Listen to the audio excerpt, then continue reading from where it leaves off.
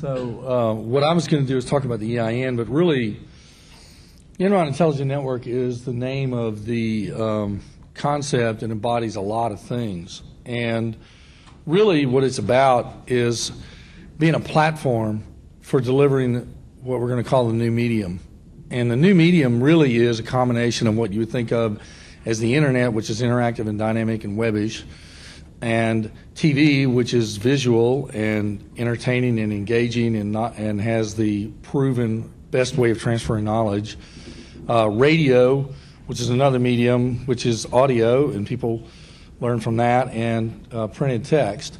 So what we're really doing is combining everything together into a new medium, and then behind that we're putting what you would consider to be the back office functions of business to allow someone to be engaged and entertained and have knowledge transfer occur and buy something or buy a service and conduct their life in a networked way rather than having to get in an airplane or get in a car or even walk down the hall or go across campus.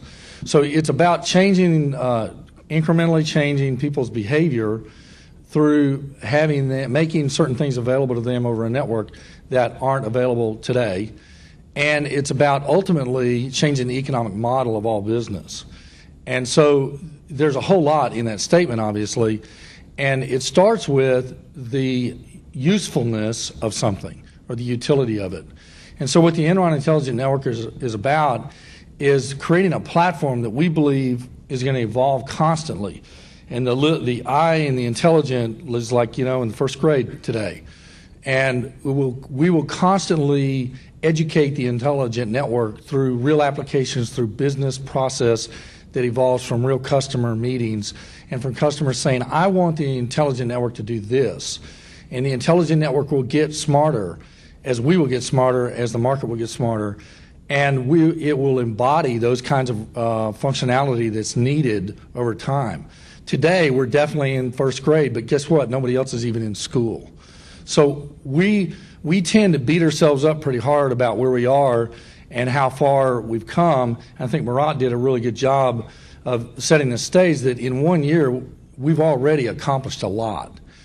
And we have had a lot of hard work, and there's a lot of people in this room that stayed up late at night and on weekends and have put their heart and soul into getting us where we are.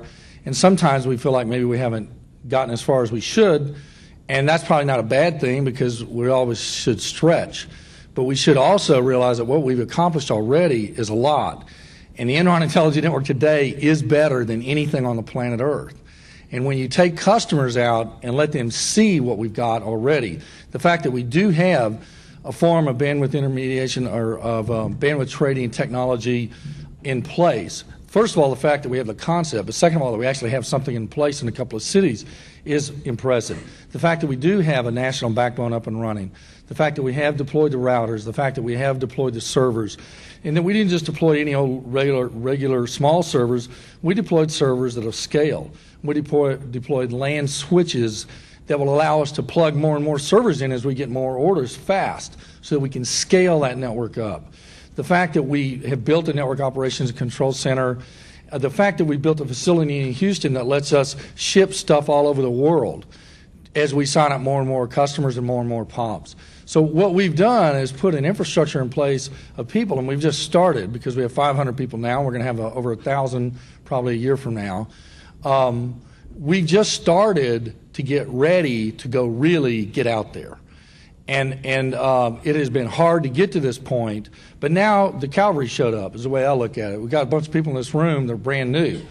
And so we're not, it was 100 people a year ago, it was 150, 3 months later, it was 200, 250, now it's 500 people, and the help is on the way. And Enron is behind this thing in a big way. So last year we weren't sure if we were going to go public. This year we know. We've got Enron behind us. We're going to help reinvent Enron. Enron always succeeds when Enron puts its mind to something. So as far as I'm concerned, we're sitting on top of the most incredible opportunity on the planet Earth. We've got the best people here. We're just getting started. We're getting focused. We've got a strategic plan that is settled on and agreed to by everybody. And by the way, we'll be getting versions of that out to people soon. And we have a vision that's common among all the groups, and we have woven the cultures together, and we'll need to continue to weave them together, of what I'll call telephony with internet, with data computer-oriented, with trading, with banking mindset, and we're creating a services-oriented company that has a deal-oriented view, and we're able to use the intelligent network essentially to craft a deal and then deploy a service offering on top of that in what I'll call a much more rapid time frame than any other service provider on the planet Earth would even think of. And so that's a major part of what we're doing, is we're not just building a physical asset that lets us deliver some services that we've already defined. We're really building a platform that is going to let us be flexible and move with the market. And we won't know, as David said, we don't really know everything that we're going to need to do. Not only that, we're going to get in the middle of some deals and find out that maybe some of the things that we did do, we didn't need to do, and there's some other things that we're not doing that we should be doing. But that's part of diving in and making it happen. By using the Internet protocol, what we're doing is at least we're drawing a line in the sand there and saying, look, the whole world's already committed to it. We're not fighting that. We're going with that. And what it gives us the ability to do is think global, and it allows us to use anybody's underlying transport, which is part of why we can have the approach that we've got with bandwidth trading and intermediation, because we're not really limited as to what flavor of bandwidth we use. Oops. We've also got this concept of distributed servers, and I think that people tend to let the media influence us. By the media, I mean the trade press. Somebody's got 1,000 servers deployed. Well, what we need to be thinking about is what I'll call a serious carrier class service offerings. And we're rolling out serious carrier class service offerings. We have combined our bandwidth, our backbone, with the distributed server architecture. And with that, we've done it around a very specific set of applications initially, the media transport, media cast services. But all that really does is let us put our infrastructure in place so that as we do need to put other applications out there, we can.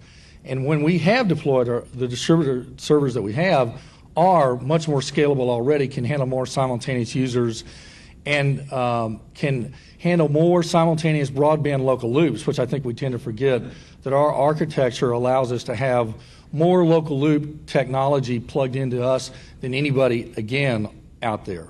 None of the ISPs are geared for tons of broadband. AOL doesn't know what broadband is. So when everybody gets all worried about somebody else having more out there than us, I think they're worried about what used to need to be in place versus what needs to be in place going forward. So the pooling point concept is one of our secret weapons. First of all, it's so new, people don't really understand fully what it means, which is always helpful.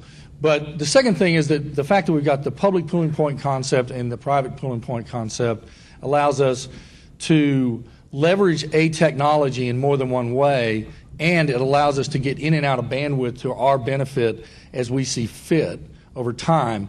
And some of it might just be from us buying and selling bandwidth and doing deals through our private pooling points, but as the public market evolves for a liquid trading of bandwidth, we're there ready for that, and we're leading the charge on that.